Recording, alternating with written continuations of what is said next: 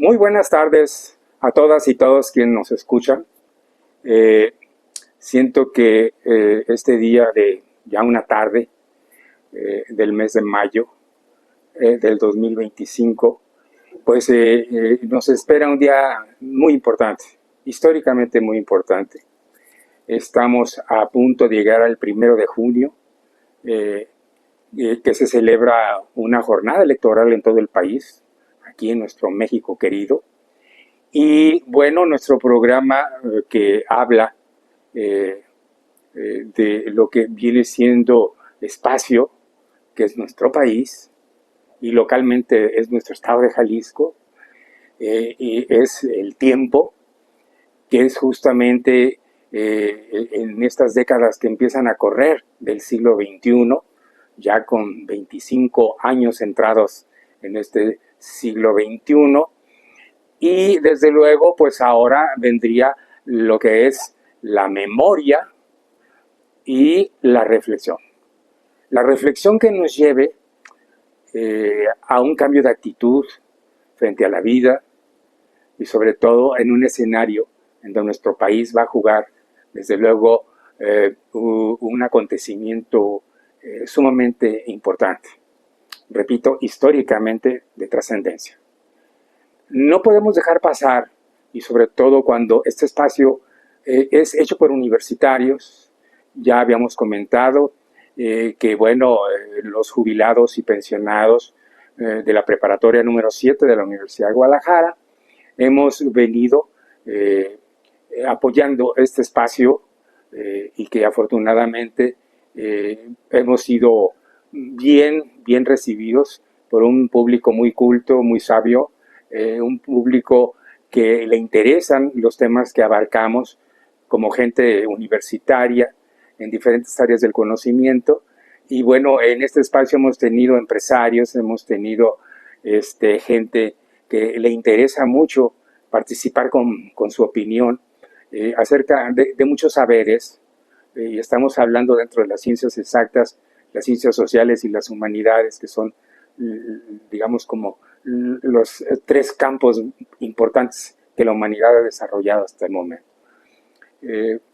Creo yo que bien, pues cuando nosotros empezamos a hacer recuerdos, incluso desde nuestra infancia, cuando en la educación primaria nos enseñan la historia patria, cuando y luego en el trayecto de nuestra vida escolar estudiamos la historia universal con las grandes transformaciones que la humanidad ha tenido, ¿no? Desde su origen, desde las primeras comunidades primitivas y hasta llegar a las grandes civilizaciones antiguas.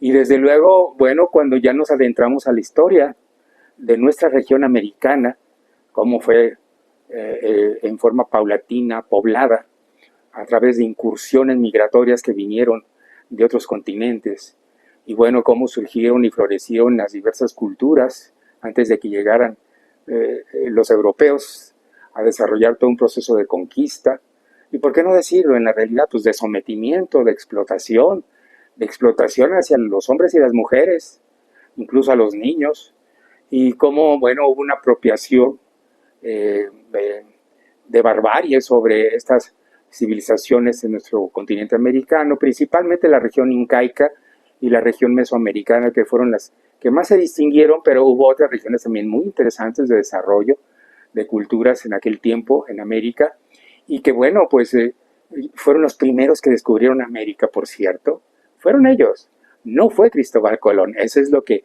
bueno, desde cuando nosotros estamos niños y nos presentan esa historia oficial, pero ya cuando estamos más grandecitos y hemos tenido muchas más lecturas, nos podemos dar cuenta de que quienes realmente descubrieron estas enormes tierras desde el norte hasta el sur, hasta allá, hasta la Patagonia, pues fueron todos aquellos antiguos que en un estado prehistórico llegaron, evolucionaron, desarrollaron grandes conocimientos sobre su medio natural y sobre sus propias sociedades, constituyeron también gobiernos, ¿sí? Desarrollaron cultura, idiomas y toda una serie de expresiones culturales que luego nosotros las venimos a tratar de descifrar, de entender, ¿no? Con la arquitectura y todas estas excavaciones que hemos logrado quienes nos interesa mucho la paleontología y el estudio en laboratorio de tejidos osteológicos para efectivamente descubrir algunos indicios del ser humano y bueno, de una fauna pleistocénica y toda una evolución histórica. Y esto qué interesante es ver cómo la memoria histórica nos va acercando poco a poco, lentamente, a través de varios episodios, algunos episodios muy difíciles para distintas regiones de nuestra América. Y bueno, ya aquí en nuestro país, hoy México, cómo queda configurado después que en el siglo XIX se nos arranca más de la mitad de nuestro territorio a través de un conflicto político y armado con los Estados Unidos de Norteamérica. Cómo perdemos territorio, ¿sí? Y desde luego queda esto registrado en la memoria. Lo estudiamos en la primaria y seguimos sin olvidar precisamente pues, este hecho por muchas razones, porque además ahorita allá en algunos estados de los Estados Unidos trabaja mucha gente de aquí de México, emigrantes, que han logrado allá sobrevivir, trabajar, desarrollarse también humanamente hablando, educándose también por allá, progresando en diversas áreas productivas, algunos hasta incurriendo en estudios superiores, incluso en algunas universidades muy importantes de gran prestigio. Hemos tenido mexicanos científicos avanzados. Ahí está Mario Molina, por ejemplo, ¿no? Un mexicano que vino a contribuir muchísimo en la química, sobre todo en la química atmosférica. Y así tenemos muchísimos ejemplos de empresarios prósperos. Entonces, bueno, de cualquier manera, en esta geopolítica, en este entender de cómo nos hemos configurado hoy en día como un país, desde luego con muchísimos problemas, eso es definitivo, y cómo este país se va forjando.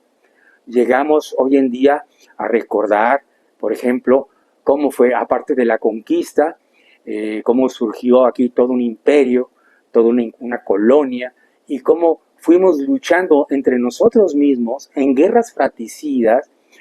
Por un lado, quienes querían conservar las estructuras coloniales, la monarquía, y por otro lado, los que nos quisimos liberar, justamente, y lo logramos. Y ahí surgió esta guerra de independencia, ¿sí? Con nuestros héroes nacionales, heroínas también, ya desde aquel entonces, mujeres que sobresalieron en forma intelectual y físicamente, ¿sí? Dentro de estas luchas armadas. Pero finalmente logramos esta independencia. Y luego viene una etapa también, continúa esto, y entre conservadores y liberales, por conformar una nación, ¿sí? Con una definición constitucional que nos lleve a un desarrollo liberal, democrático, ¿sí? A terminar con esas ideas de querer continuar con estructuras monárquicas, ¿no? De hecho, vivimos bajo imperios, ¿sí? Los echamos abajo en nuestra historia. Hay personajes que vinieron a luchar en contra de ello. Y bueno, así es como se da la reforma, es decir, este proceso de reforma, y es cuando pues tenemos ya una constitución más avanzada de corte liberal, y bueno, es un segundo episodio importante de nuestra historia. Pero luego, bueno, una vez que esto sucede, llegamos a tener conflictos con grandes naciones muy poderosas.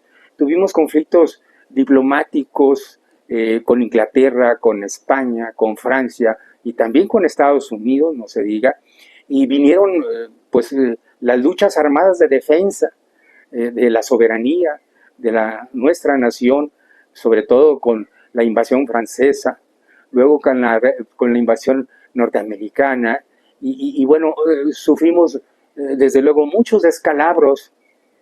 Nuestra gente luchona, por un lado, tratando de armar pequeños ejércitos en diferentes puntos de nuestro territorio para defender a esta patria que apenas emergía, ¿no? Estamos hablando de un siglo XIX muy convulsivo, ¿sí? Y finalmente, pues se recupera la República después de haber tenido un famoso imperio, el imperio de Maximiliano de Habsburgo, ¿sí? Y que luego, bueno, pues viene una época en que pues tendríamos que trabajar mucho en que el país lograra un desarrollo, ¿sí? Desde luego, pues ¿cuál? Pues un desarrollo capitalista, que a fin de cuentas era el que se marcaba en el mismo desarrollo de la humanidad, con la revolución industrial que venía a finales del siglo XVIII desde Inglaterra, y así en los propios Estados Unidos, pues ese capitalismo pujante, y era pues la industria. Teníamos que apostar a las vías férreas, al ferrocarril, que era la fuerza pues productiva importante, una fuerza motriz a través de las grandes locomotoras que incursionaron en diferentes partes del país, y eso le tocó desde un inicio a Benito Juárez, luego Porfirio Díaz, a través de su, pues hay que decirlo, una dictadura que fue bastante difícil para la gran mayoría de la población, que vivía en la pobreza, en la ignorancia. Hay que recordar que el país en esta etapa era un país analfabeta, con un atraso terrible a nivel educativo, y bueno, el territorio estaba claramente definido a través de unidades productivas llamadas haciendas, la hacienda porfiriana, donde se gesta una burguesía aristocrática, una burguesía rural, y desde luego las ciudades empiezan a crecer, a industrializarse en diferentes formas también comerciales, ¿verdad? La inversión extranjera se da a través de estas grandes potencias comerciales industriales, y México, bueno, abre sus puertas a toda esta inversión, y bueno, así es como se continúa colonizando al país. Los grandes capitales se apoderan, los gobiernos entran también desde luego en una actitud de apertura a estos fuertes intereses multimillonarios a costa de la pobreza, de la marginación, de la desigualdad. Fue así que luego se crearon las condiciones para otra revolución, que fue aquella revolución armada de 1910. Y aquí es donde es otra etapa de grandes dificultades, de guerra fratricida, es decir, guerra entre nosotros, los mismos hermanos de sangre, los mismos integrantes de esta nación. Y así luchamos, bueno, pues revolucionarios contra conservadores, que bueno, lo que querían era que continuara el régimen de estilo porfirista, un régimen de dictadura, de los grandes ricos y potentados, de las oligarquías que habían surgido a lo largo y ancho del país, y bueno, a costa del sufrimiento de mucha gente. Ya eso no se soportaba. Las tierras que tanto trabajaron por generaciones, la gente más humilde del campo, los campesinos, ¿verdad? No se diga las comunidades indígenas, muy explotadas. Igual no había gran diferencia con la época colonial, que duró 300 años, ¿no? Entonces, imagínense ustedes todas estas etapas de grandes conflictos, de pobreza extrema, de marginación. Y bueno, fue a través de la revolución, sí, a esta que le llamamos desde nuestros estudios primarios y secundarios y hasta en la misma preparatoria, en el bachillerato, seguimos reforzando estos conocimientos de nuestra historia, y bueno, ya a otros niveles de lectura más profunda, más analítica, más con conocimiento crítico, pudimos entonces reflexionar y tener lecturas más avanzadas de algunos investigadores universitarios que lograron profundizar en la reflexión histórica. Y así surgieron muchos historiadores, sociólogos, filósofos, hasta literatos, porque la literatura pues ha jugado un papel también muy importante en el conocimiento de la realidad social, ¿no? Entonces, vean ustedes cómo pues México empieza a gestar todo un proceso de revolución. Y bueno, se trata precisamente de una gran tarea, que es la tarea de la educación, de un proyecto de educación para afianzar los logros de la revolución. Y aquí es donde pues, surgen una serie de cambios importantes. Surge la escuela pública, sobre todo la escuela rural, porque la mayor parte de la población pues, era rural, no era urbana, y había que alfabetizar. Y vienen las grandes tareas educativas, las grandes transformaciones también económicas. Vienen los años 20 también con grandes problemas a nivel político, ¿no? Entre los mismos grupos de poder. Hay que recordar pues, que eran las etapas de los presidentes que eran generales, habían hecho carrera militar, pero bueno, fueron generales muy entregados y muy formados socialmente hablando, muy entregados a la causa de la revolución, y el régimen de la revolución viene poco a poco cambiando. De los años 20 a los años 30 empezamos a ver cómo a nivel civilizatorio van cambiando muchas formas. Desde luego hay verdaderas sacudidas muy serias. Sí hay violencia, continúa algo de violencia en el país. Hay lo que luego hoy se llama mucho, es una palabra que se repite mucho, esto de la polarización. Pues la polarización la hemos tenido todo el tiempo a través de la historia. Ha habido polarización, es más polarización que nos ha llevado a guerras civiles, cosa que afortunadamente, bueno, sigue habiendo polarización, pero ya estamos civilizados. Creo que hemos desarrollado una cultura democrática, creo que hemos llegado a un nivel de conciencia social y política que nos hace pensar que a través de procesos democráticos vamos a seguir adelante. Claro, con ciertas dificultades, no hay democracias perfectas, todas tienen que irse perfeccionando. Hemos tenido una serie de reformas a nivel democrático, a nivel electoral, y bueno, todo esto se va a ir forjando. Lo hemos visto, al menos gente de mi generación. Yo hoy soy un adulto mayor, me he desarrollado en la academia, le di muchos años de mi vida a nuestra máxima casa de estudios en Jalisco, la Universidad de Guadalajara, formando jóvenes desde el nivel medio superior como superior y contribuyendo a la cultura universitaria en general. Yo tuve la fortuna de participar en todo este desarrollo, en lo que nuestra universidad ha logrado grandes cambios en los últimos años, podríamos decir en los últimos 30 años, y que bueno, también no son cosas tan sencillas. ¿Quién dijo que era muy fácil hacer cambios estructurales, coyunturales? Y bueno, en esas nos vimos, al menos la gente de mi generación, en estas épocas en que muchas instituciones fueron cambiando. En el país así ha sido. Ha habido cambios, algunos que han tardado mucho más, pero fíjense que a través del tiempo nuestra historia nacional nos ha llevado a conformar un Estado nacional integrado por tres poderes: el poder ejecutivo, el poder legislativo y el poder judicial. Eso ha quedado plasmado en la Constitución. Y yo recuerdo una gran lectura que los jóvenes, desde que estábamos en bachillerato, estoy hablando de la década de los años 60, 70, cuando nos tocó leer La democracia en México de Pablo González Casanova. Ese era un libro así, no. Era el libro base de todo el surgimiento de una cultura política, social de México, que los jóvenes pues necesitábamos en esa época. Leer a Pablo González Casanova, quien en su momento fue rector de la UNAM, un gran intelectual que, por cierto, hace poco lo perdimos. Murió Pablo González Casanova, ya muy grande de edad, pero logró hacer escuela, es decir, en la universidad logró hacer toda una corriente intelectual, también de investigadores, de estudiosos.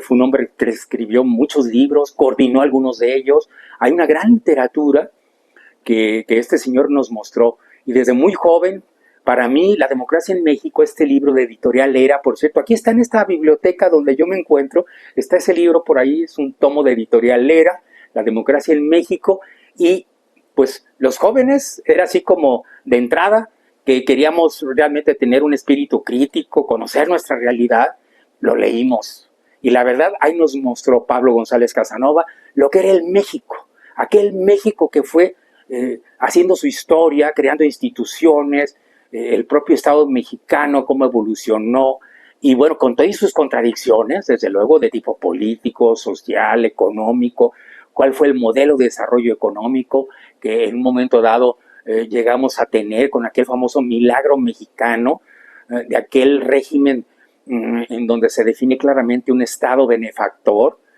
muy preocupado por que la población evolucione hacia estadios de mayor beneficio, superación, progreso y desarrollo social. Y bueno, en las áreas estratégicas de la economía del Estado estaba presente. Claro, desde luego, bueno, modelos que nosotros optamos por copiar y echar a andar, como bueno, México nos hemos distinguido por andar volteando a otros lados a ver qué nos traemos de ideas, pero así fue el México que fuimos forjando. Y siento yo que que todas estas experiencias que nos dan los estudios, las lecturas, Daniel Cosío Villegas, cómo nos enseña, bueno, pues todo esto del presidencialismo y los estilos de gobernar, y bueno, cómo se ha configurado nuestro desarrollo político, ¿no? Nuestro sistema político mexicano. Nos ha tocado conocer la historia de nuestros presidentes de México, de la clase gobernante, del sindicalismo y la clase obrera. Bueno, pues con sentido crítico hemos visto cómo muchos sindicatos charros pues estaban más bien no para defender los intereses de los trabajadores, sino que aprovecharse de los trabajadores para lograr canonjías económicas, políticas, puestos en los poderes del Estado.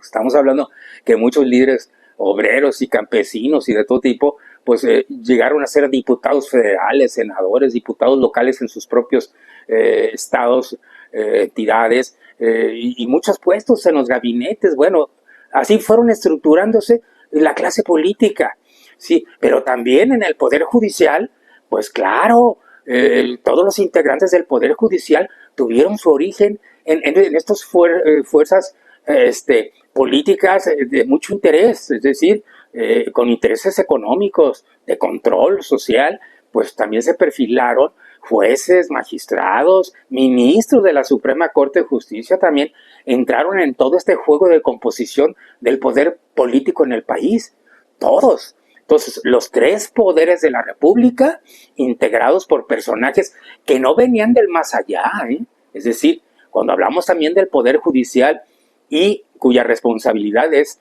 bueno, pues hacer justicia en el país, garantizar todo este desarrollo necesario para que haya justicia, administrar la justicia en sus manos, bueno, a través de leyes, de normas que no vienen del más allá.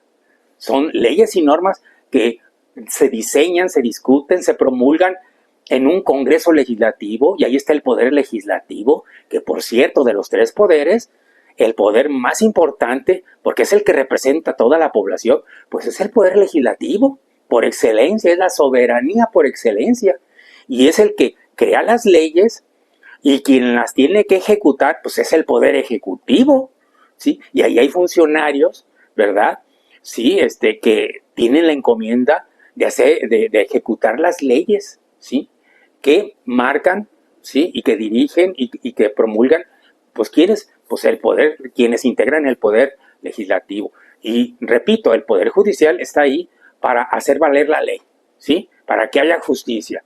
Bueno, pues con este preámbulo, pasando desde luego, pues de situaciones que pudiéramos desarrollar conferencias, seminarios, porque bueno, son procesos tan interesantes donde tenemos que echar a andar, ¿por qué no decirlo?, hasta el campo de las ciencias exactas, sí, claro, de las ciencias exactas, de las ciencias de la naturaleza, sí, y bueno, no se diga las ciencias sociales, sí, las que nos enseñan realmente cómo está conformada la sociedad, sí, empezando con la sociología, sí, con el derecho, sí, y muchas más ciencias que nos van a enseñar, ¿verdad?, cómo está conformado esa complejidad de la sociedad. Pero luego también tenemos las humanidades, y estas nos hacen más humanos, más sensibles. Ahí están las artes, y ahí hay que entrarle. ¿Por qué? Porque son las que nos dan, de veras, mayor sensibilidad humana.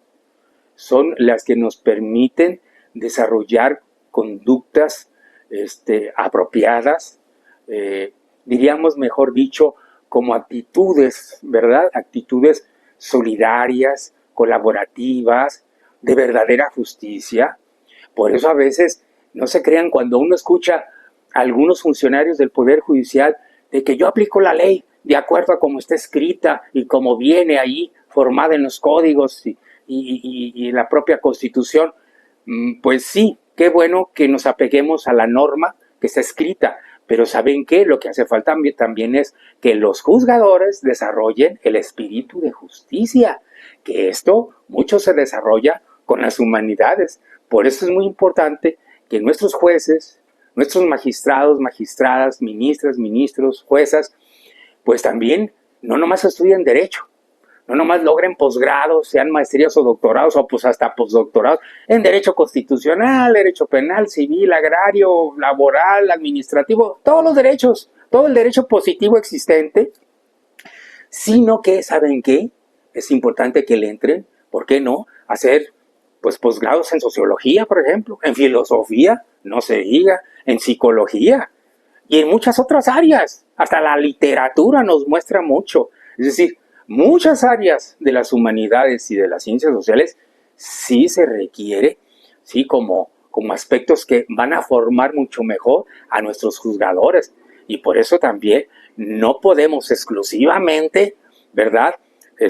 Como desarrollar, digamos, en forma muy reducida, ¿sí? La talla intelectual de nuestros juzgadores. Nuestros juzgadores deben de llegar a ser tan sabiondos, yo les diría sabios, la verdad, deben ser muy cultos y muy cultas para realmente desarrollar un espíritu de justicia y que además incluso, ¿por qué no decirlo?, ¿verdad?, poder sugerir cambios y reformas a nuestras propias leyes. ¿A quiénes? Pues a los que se supone tienen que legislar, que es el poder legislativo. Muchos cambios del propio poder judicial se pudieron haber propiciado a partir de los mismos integrantes del poder judicial. Y eso esperamos muchos años.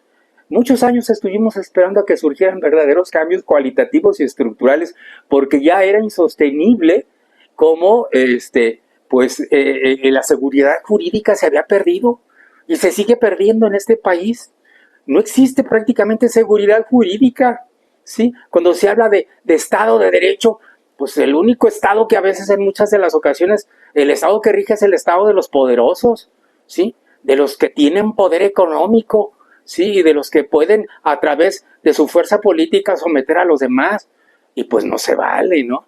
Y entonces en ese sentido, sí, yo creo que es necesario que, bueno, hoy se reconozca que sí, tuvieron la oportunidad, hubo mucho tiempo, se conformó todo un sistema de impunidad que ya era insostenible.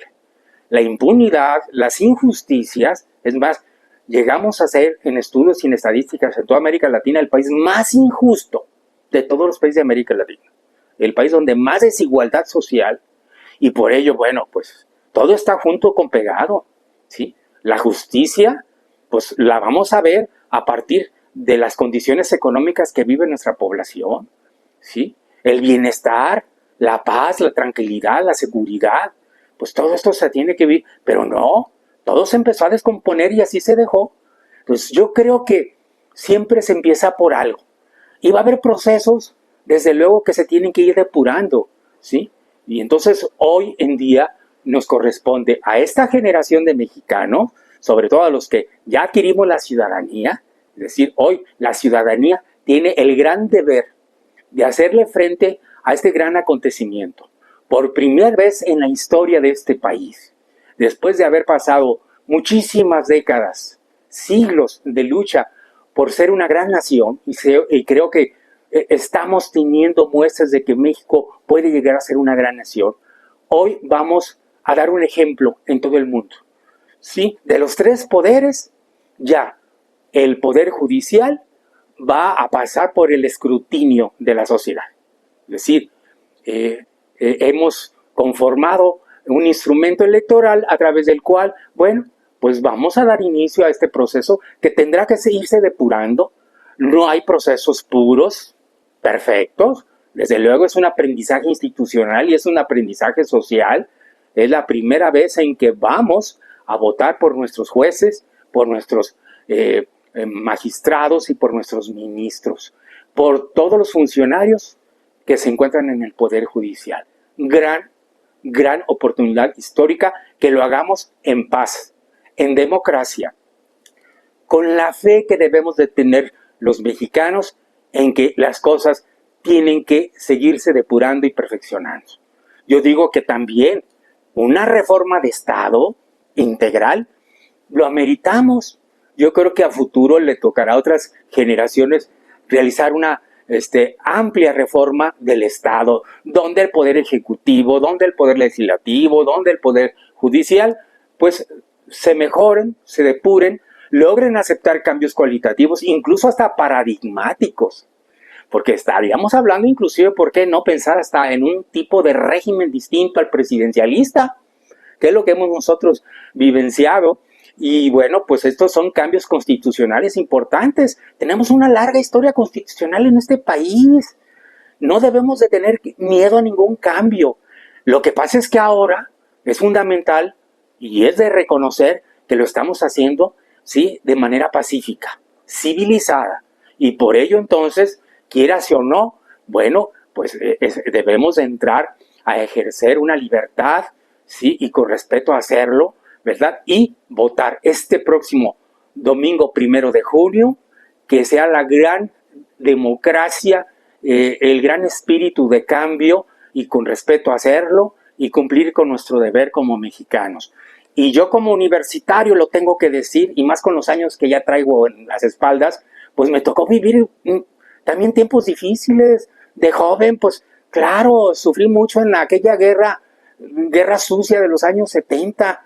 Yo era un joven inquieto que no podía aceptar tantas injusticias, un joven socialmente resentido, y bueno, sí, fui radical. Afortunadamente no cometí ningún delito que me pudieran achacar. Sin embargo, fui reprimido, sí, como muchos jóvenes, y que también desaparecieron porque sí había un Estado autoritario, sí, hasta Vargas Llosa, sí, que por cierto recientemente también murió, un gran literato, hay que reconocerlo. Vargas Llosa, ¿qué dijo de nuestro sistema de vida, no?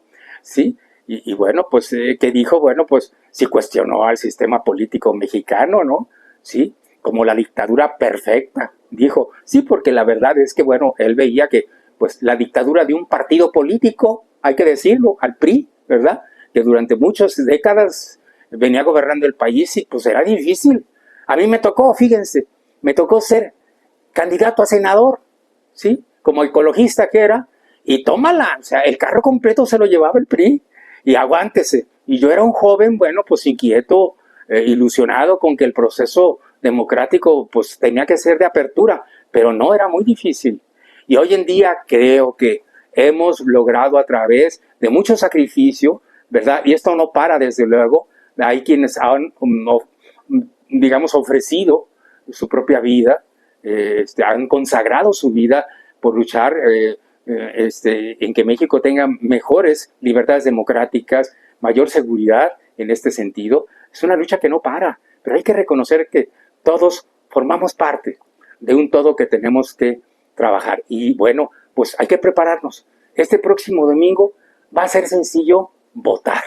Y les quiero decir, yo ya vi la fórmula. No necesito aprenderme, digamos, de memoria a todos los candidatos integrantes que aspiran a ocupar un cargo en el Poder Judicial.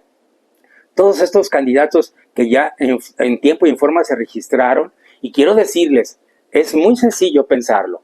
En este proceso que tenemos que vivirlo, vaya, es una gran oportunidad histórica, ¿sí? Los candidatos vienen propuestos ya por 3 poderes. El Poder Legislativo registró a candidatos. El Poder Ejecutivo también. Y el Poder Judicial también. Los 3 poderes registraron candidatos. Ya no estamos hablando de registro de candidatos por partidos políticos. Ahora no participan los partidos políticos. Hoy participan los 3 poderes para la integración de uno de ellos, el Poder Judicial. Y entonces, bueno, a partir de esta visión general, entonces tenemos que decir, bueno, ¿quiénes son los candidatos o candidatas que vienen propuestos por el Poder Ejecutivo, por ejemplo? Bueno, pues son todos aquellos que los que actualmente, pues el Poder Ejecutivo, pues lanza. ¿Y quiénes son el Poder Ejecutivo hoy? Pues como es el Poder Ejecutivo de la Federación, pues es el que encabeza Claudia Sheinbaum, que es la presidenta de la República. Y bueno, quienes estén integrados en ese Poder Ejecutivo, o quienes están siendo impulsados por ese Poder Ejecutivo para ocupar un cargo en el Poder Judicial, ahí están registrados. Y ustedes los van a ver con, ¿sí?, 2 letritas, ¿sí?, que van a ver la P, que significa poder, ¿sí? ¿Sí? PE, que es Poder Ejecutivo. PE, y ahí lo van a ver en ¿dónde? Pues en sus boletas. Se les van a entregar 6 boletas, porque son 6 instancias del Poder Judicial, donde tenemos que votar por jueces, magistrados y ministros. 6 instancias. Y entonces, cada uno de ellos trae sus siglas. O es Partido Ejecutivo P, Partido Legislativo PL o Partido Judicial PJ. Cada quien tiene y viene propuesto. Y desde luego, todos ellos pasaron ya por una primera revisión de sus currículum. Cada uno de ellos, desde luego, que son gente que reúne ciertas características profesionales, desde luego, para ocupar el cargo dentro del Poder Judicial. No son gente, pues, digamos, común y corriente que, bueno, la agarraron de por ahí. No. Es gente preparada, es gente preparada, toda, desde el punto de vista profesional. Y entonces, bueno, creo yo que serán quienes garanticen que funcione muy bien el Poder Judicial, ¿verdad? Y que además la preparación profesional nunca termina. Nunca se termina de seguir estudiando, de seguir leyendo. Y bueno, pues esto ya debe de depender también de cada quien, cómo quiere demostrar sus responsabilidades, su apego a que realmente el que se transforme este Poder Judicial sea para bien. Hay que echarle ganas. Yo creo que en ese sentido, por eso, es muy sencillo identificar claramente, ¿sí? En las boletas que nos van a entregar van a ser 6. Vamos empezando, por ejemplo, en lo que van a ser los ministros de la Suprema Corte de Justicia, que son, según tengo yo aquí notado, 5 mujeres que van como ministras y 4 hombres que van como ministros, integrando estos 9 elementos a lo que va a ser ya la Suprema Corte de Justicia de la Nación. Esta boleta tiene un color morado y entonces aquí es donde nosotros buscaríamos saber quiénes vienen propuestos. Ya había dicho yo el ejemplo de los que vienen por el Poder Ejecutivo, ¿sí? Que vienen ahí y traen su numerito cada uno de ellos y pues entonces ese numerito lo tendré que poner, ¿sí? En la parte superior de cada boleta van a venir unas ventanitas. Cada ventanita, ¿sí? Va a ser para cada, ¿sí? Candidato o candidata. Entonces viene la lista de las que van a ser las mujeres candidatas y viene la lista de los que van a ser los hombres candidatos. Y entonces ahí vienen las ventanitas. Las ventanitas que sean son justamente los candidatos que vienen registrados. Nada más. Entonces en esas ventanitas vamos a poner el número, ¿sí? Cuando ya identificamos por acá de qué poder viene, si viene del Poder Ejecutivo, viene del Poder Legislativo o viene del Poder Judicial. Así de sencillo. Es que sencillamente, si yo quiero, bueno, apoyar a un candidato que venga del Poder Legislativo, es que allí en ese poder propusieron también a sus candidatos, yo puedo escoger alguna o alguno y órale, ahí está su numerito. Si también en el Poder Judicial, que son los que actualmente están dentro del Poder Judicial laborando, ya trabajando, bueno, pues yo también puedo ver alguna jueza, alguna ministra o ministro, sí, algún magistrado o ministro. Bueno, pues órale, hay que ver de qué poder viene, ¿sí? Y qué número ocupa. A lo mejor ya ahorita recuerdo el apellido o el nombre de alguno de estos personajes. Desde luego algunos sí los hemos visto en las noticias, en entrevistas que han hecho. En todo este periodo también de promoción de sus candidaturas, tuvimos la fortuna de escucharlos en radio, en televisión, en la misma prensa. Bueno, pues sí hay personajes que se han dado a conocer. Pues aquí los podemos ver en las listas de lo que son las boletas. Cada boleta tiene la relación con los nombres y apellidos de unas y de otros. Y entonces, en ese sentido, así es como se va a llenar esta boleta.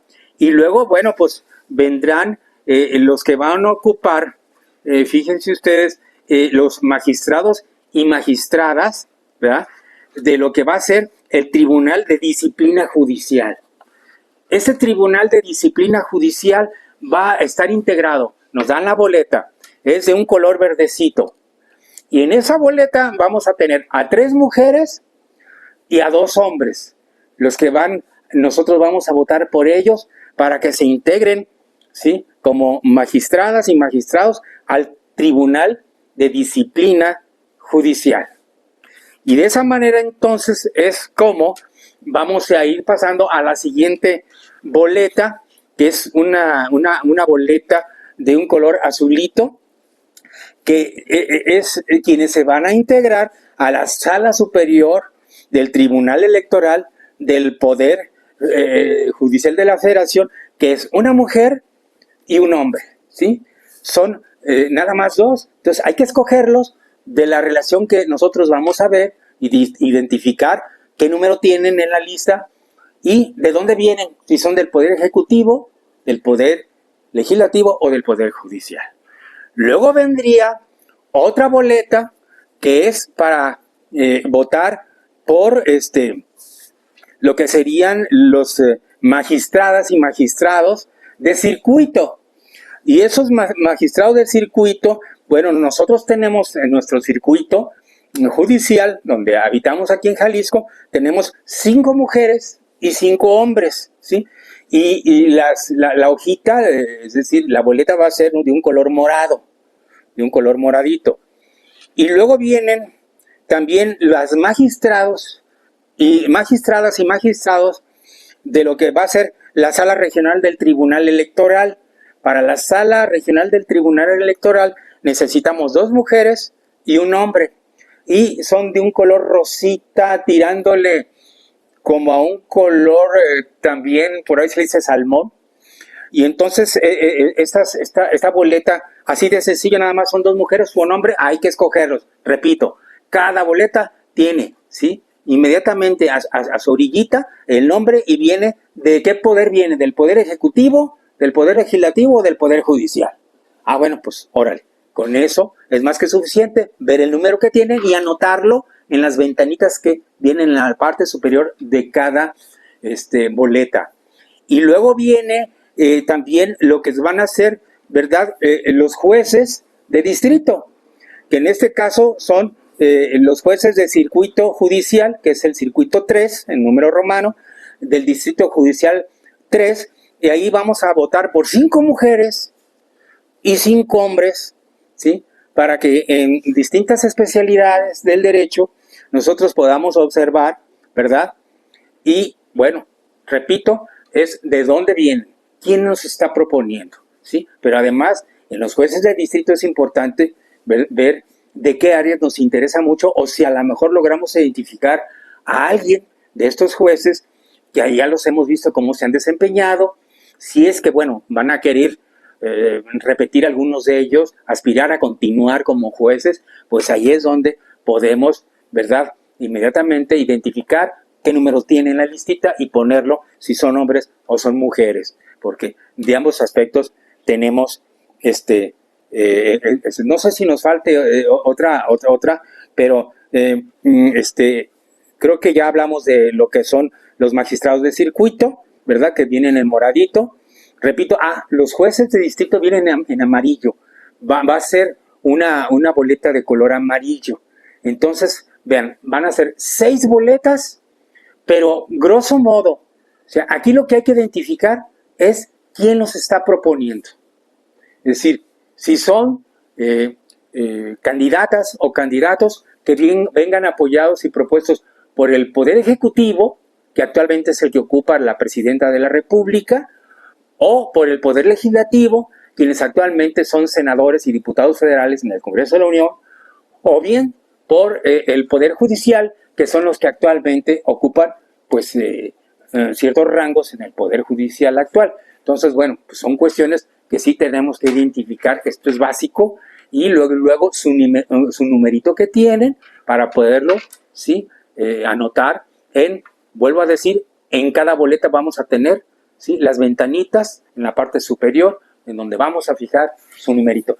Creo yo que no le veo yo más dificultad al respecto.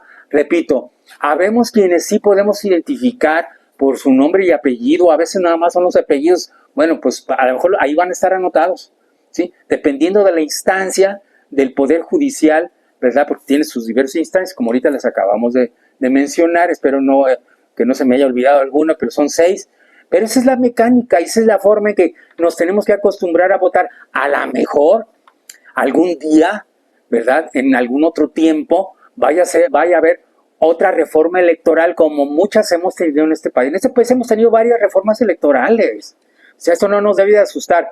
Y a lo mejor en un futuro cambien las formas de cómo elegir de otras maneras al Poder Judicial, dada su complejidad, porque efectivamente es un poder muy complejo, ¿verdad? Nos está costando trabajito, pero tenemos que acostumbrarnos, porque les quiero decir una cosa, dentro de experiencias personales, Yo hace más de 10 años, no sé si hace unos 13, 14 años, anduve en Sudamérica, fui a participar sobre el cambio climático, ¿sí? En la cordillera de los Andes, de cómo el deshielo por el calor, el deshielo de todas las cordilleras, de esas nieves eternas que se encuentran ahí en las cordilleras de los Andes, cómo se está derritiendo, tiende a desaparecer. Y eso es un agua que llega a bañar los ríos y sobre todo en lo que es Bolivia y Perú, pues tenemos un lago muy grande que es el lago Titicaca, que se reparte entre los dos países. Me tocó navegar en este gran lago, el lago Titicaca, y fui yo a participar con una ponencia invitado por Living Lake, que es una agrupación importante de lagos vivos a nivel internacional. Bueno, quienes fueron los precursores fueron los del lago Constanza, que está en Alemania. Ahora sí que de ellos recibimos muchas experiencias, muchos apoyos, y hemos tenido reuniones en varias partes del mundo. Han participado, por ejemplo, la comunidad china, han participado muchísimo aquí, llegaron a estar en Guadalajara, en el lago de Chapala, y yo fui en representación de la Fundación Cuenca Lerma Chapala Santiago, que es una asociación civil, que estamos afiliados, el mismo lago de Chapala, Living Lake, y viajando en Sudamérica, financiado por el gobierno que viene siendo el Banco Interamericano de Desarrollo, y bueno, pues la propia fundación y las mismas organizaciones allá en Sudamérica. Estuvimos por allá en Bolivia, y ¿qué creen? Que andando yo en Bolivia, nos pasamos varios días por allí en esos eventos internacionales, pues un domingo me toca ver montón de filas. Andábamos en varias partes de la ciudad y había filas y filas de gente esperando. Y yo les pregunté a los que nos llevaban ahí a pasear por la ciudad, oye, ¿qué están haciendo toda esa gente? Pues están votando. ¿Cómo si Evo Morales es el presidente actual? Ahí está en Palacio Nacional. No, pero no están votando por el Poder Ejecutivo, no están por ningún presidente, ni diputado, ni nada. Están votando por los integrantes del Poder Judicial, por magistrados y ministros de la Corte. Ah, caray, ¿cómo que aquí votan por el Poder Judicial? Sí, en Bolivia sí lo hacemos. Y caray, de veras tuve una sorpresa. Dije, pues en México no hacemos eso. En México no tenemos esa garantía de votar por nuestros jueces y por nuestros... No, aquí sí. Y bueno, ya viendo y analizando también, bueno, como sí, efectivamente, en Estados Unidos también así se hace. En Estados Unidos también votan por sus juzgadores. Y ahora sí, México nos toca jugar un papel fundamental. Un gran cambio cualitativo, estructural. Hay quienes no lo quieren aceptar, se oponen, reniegan, critican, tratan de boicotear. Miren, yo les quiero decir una cosa. Bueno, afortunadamente vivimos en un país libre, democrático, de libre expresión. De hecho, me ha tocado escuchar por la radio, por la televisión, y puede haber hasta protestas en algunos lugares donde haya algunos sectores de la población que no estén de acuerdo, pero la inmensa mayoría, y sobre todo los que nos enteramos y sabemos que hay gravísimas injusticias en este país y mucha impunidad y mucha corrupción, creo que ya hemos dicho basta. Tenemos que iniciar un proceso de transformación del Poder Judicial. Y creo que lo vamos a lograr el próximo domingo. Se vienen cambios, es una gran oportunidad histórica, no se la pierdan. Les pido a mis compañeros universitarios que de veras se pongan la camisa de gente pensadora, activa, responsable, congruente, para que participemos como ciudadanos que somos por este hecho histórico, ¿sí? Ya serían los 3 poderes del Estado, los cuales pasan por el sufragio universal, los cuales se integran con la voluntad de la población a la que gobiernan. Muchas gracias por su atención y los espero en las casillas el próximo domingo. Muy amables.